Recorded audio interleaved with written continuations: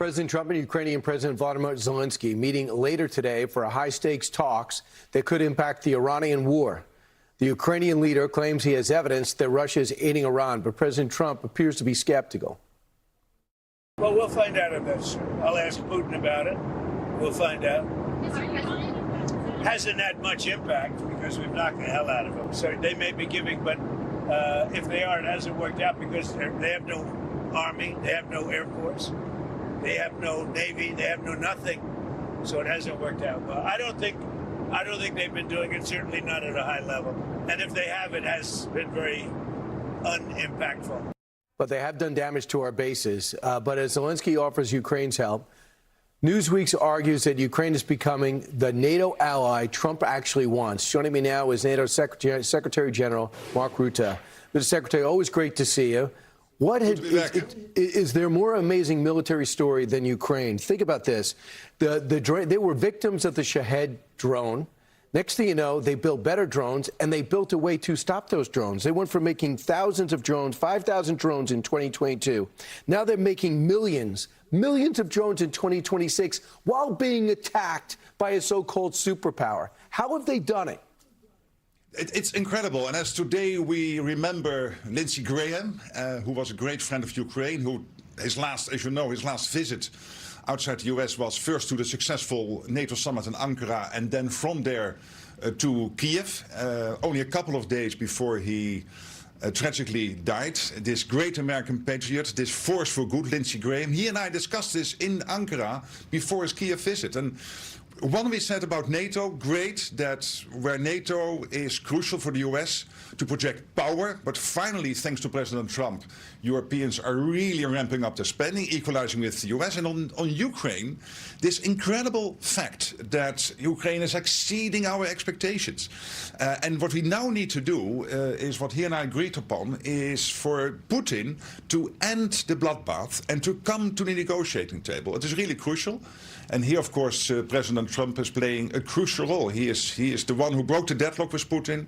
He is the one whom we look for leadership, and he is providing that leadership. I want you to hear what Wes Streeting said as Secretary of State for Defense on Trump over at the UK. This is what he concluded, and I want us to get your take. Look, one of the things I'd say about President Trump specifically, we don't always like what he says, we don't always like his methods, but I genuinely think when this period of history is written, Europe will thank President Trump for shaking us out of our complacency and forcing us to stand on our own 2 feet and end the period of over-reliance on the United States for defence. You agree with that? Yes, the word here is over-reliance, and here Wes Streeting is completely right. And what President Trump has been doing from day one, and Lindsey Graham was with him, and I completely supported this, is saying, hey, we are committed to NATO.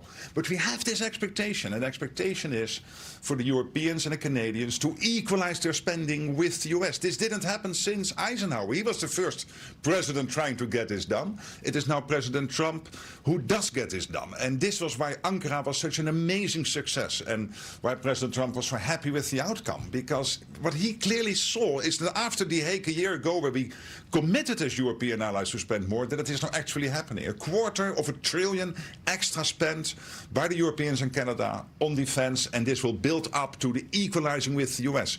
Crucial, because for the US, and this was always Lindsey's view, to stay in NATO is crucially important because collectively it projects the power we need on the world stage, particularly for the US. It helps the US to project that power. Collectively, we are so much stronger. So that's on NATO. And then on Ukraine, President Trump breaking the deadlock. He had a great conversation with Zelenskyy 2-3 weeks ago in Ankara. They will meet again this morning, I think it is, and no doubt we'll discuss what collectively we can do to put more pressure on Putin to get to the negotiating table and to end this bloodbath. Mr. Secretary, I know Senator Lindsey Graham really respected you, and I think you found, like he did, a great working relationship with President Trump. Do you want to take a few moments to talk about the senator from South Carolina? Yeah, absolutely, because I dearly miss him. He was a great friend. He is a straight talker, always absolutely clear about his advice. As I said, a great American patriot, but also somebody who embodies the United States. This is, I believe, why the United States is unconquerable, why you are this nation which everybody looks up to for leadership. Look at his humble beginnings, how he started and how he took care of his family. He was a real family guy. His sister, who is now the senator, and of course our thoughts are with her, with the family, with the friends, also with his great team in the Senate, whom I got to learn over the years and who were supporting him in every way possible, traveling with him to Kiev, and then after that this tragic death. He is a great man, but also a sweet guy. I liked him because he was tough, but he was also extremely kind, a real human being.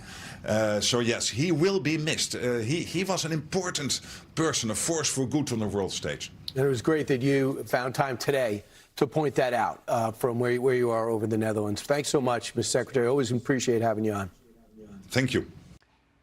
Be sure to like and subscribe for all the Fox News latest on YouTube and catch full shows streaming now on Fox One.